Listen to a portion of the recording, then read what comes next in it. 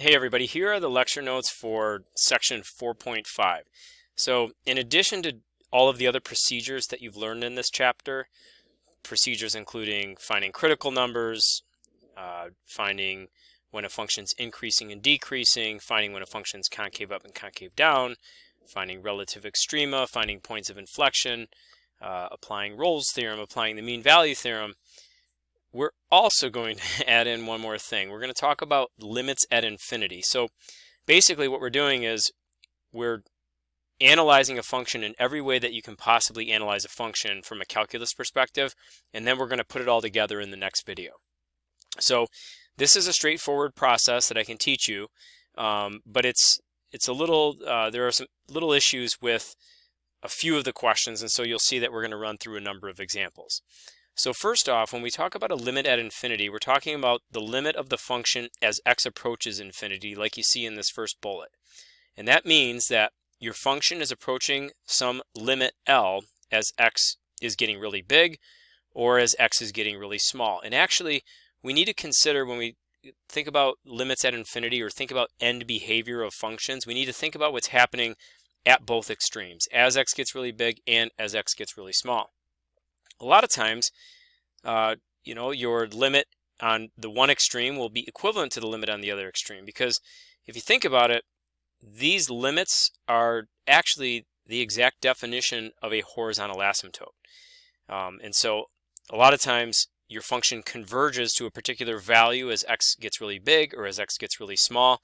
Like if I just drew a simple, real simple example right here of like y equals 1 over x. So you could see that the limit of that function as x goes to infinity is equal to 0, and then the limit of the function as x goes to negative infinity would also be equal to 0.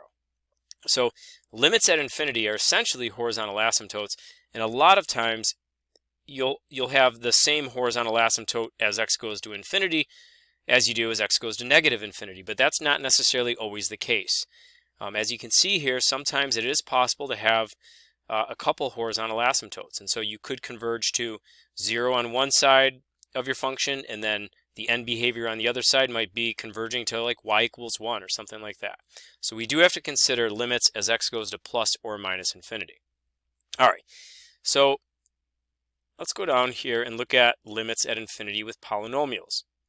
So polynomials, remember, they're well-behaved functions. They're the easiest things to work with, and we can answer limit questions related to polynomials using a concept that you've already learned before. It's called the leading coefficient test. And so you might recall that when you look at a function like this negative 2x cubed minus 100x plus 5, that what carries the most weight in that function is that leading term. And therefore, if you simply look at the coefficient of that leading term, or that term with the highest exponent, whether it's positive or negative is going to reveal a lot about the end behavior of your function. So you might recall that cubic functions in general look like this. So like there's an x cubed, or a negative x cubed would do the opposite, right? And so we're also familiar with, you're familiar with like x squared, and a negative x squared would do the opposite. And so a lot of times when I see these leading coefficients, I think about how I can apply that leading coefficient test, and I think back to just the basic x cubed or negative x cubed. So since this is a negative 2x cubed, I'm thinking of the negative x cubed, and so you could see as x goes to infinity, so as x gets really big, as x goes in this direction, then the y value that I would be converging upon would be, well, that's going forever to the bottom, right? And so this y value that you'd be converging upon would actually be negative infinity. And I know negative infinity is not a y value, but sometimes when we use that to describe what's going on, it's still informative. And so so negative infinity would be a good choice there. And you can also go back to what we've learned in the past, which is the whole idea of direct substitution. And you can't actually substitute in infinity. Obviously, that wouldn't make any sense. But instead of plugging in infinity, a lot of times you can think of just plugging in like a really big number or something like that. So with polynomials, think of the leading coefficient test, Or even think of doing something like this, where I'm just going to pick like a huge number, like, I don't know, take 100 million or something like that. If you take a really huge number and you plug that in, you can kind of see exactly what I was showing above. And that was, let's see here, let's plug 100 million in here, and we'll plug in, well, nothing to plug in for the 5. So what I was saying above was this term, relatively speaking, is really nothing compared to this term. I mean, if you're taking 100 million and you're cubing that, then 100 times this 100 million, that's not making much of a dent.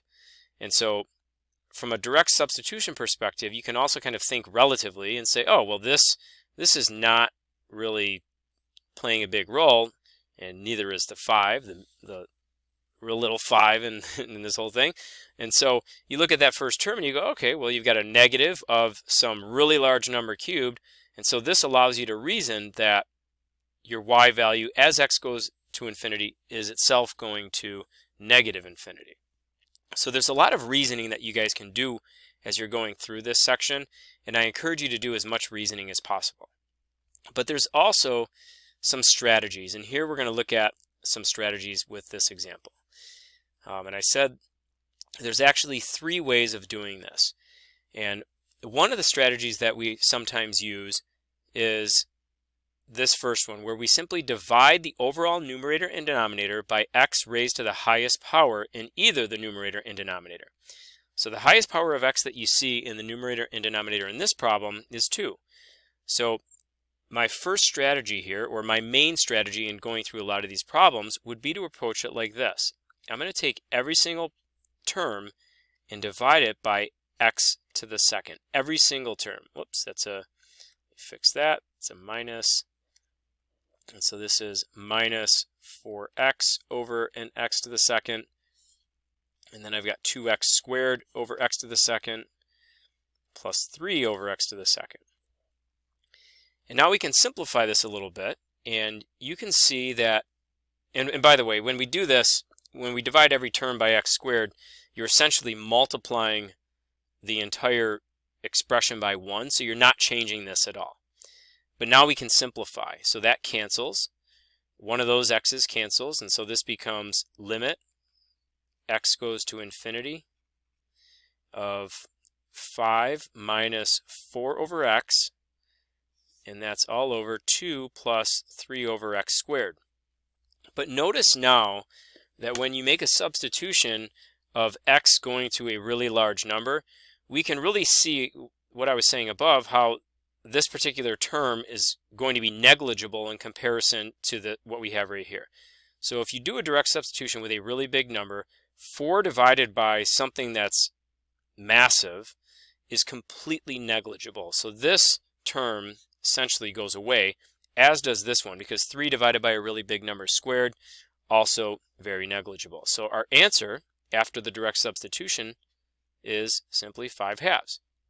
Now, some of you would have been able to tell me that was the answer right away, because we know that one of the rules for horizontal asymptotes is if the degree is the same in the numerator and the denominator, then the horizontal asymptote is the ratio of the leading coefficients. And so the second strategy is the rules for horizontal asymptotes, and here are those rules.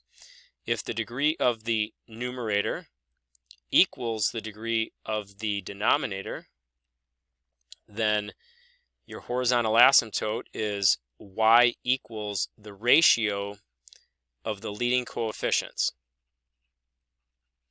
And the reason that rule is what it is, and the reason you studied this before, is because of exactly what I just showed you in step 1. We can see, relatively speaking, how certain terms are negligible and then certain terms are more powerful. Another one was if the degree of the numerator is less than the degree of the denominator, then the horizontal asymptote is y equals 0. And the last one was if the degree of the numerator is greater than the degree of the denominator, we would say that there was no horizontal asymptote. But in this case, the degree of the numerator is the same as the degree of the denominator. You can simply take the ratio of those leading coefficients, and once again, you get your answer of 5/2. So this is kind of an easy example because we do just have basic polynomials in the numerator and denominator. And in a minute, I'll go through some more complicated ones, but still, these are the few strategies that you should be considering. The third strategy is one that I put on here because it just encourages you to reason a little bit, and it's not something that you necessarily want to rely on all the time, because sometimes you'll run into what we call indeterminate forms. Indeterminate forms, and we've seen them earlier in this class, like 0 divided by 0 or infinity minus infinity. But sometimes you still can just make sense out of what's happening if you do this direct substitution idea.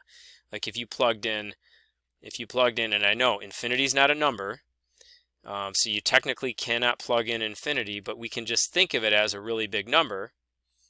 And if you ever did something like this, some teachers would probably have a really hard time with the fact that I'm showing you this right here, because infinity is not a number. But if you think of it as a big number, you can reason through this, and you could say, wow, I'm taking that massive number and squaring it. Well, that's going to be much more powerful than this right here. In fact, this is going to be small potatoes compared to what this is. And so you could just reason that that is not playing a big part. Obviously, the 3 wouldn't be playing the big part either. And if you had 5 times a really big number squared divided by 2 times that same really big number squared, then you can almost think of this canceling out in a sense and getting you down to your 5/2. And so that's the basic idea. And I think in the next video, we'll take a look at the more challenging examples on the back.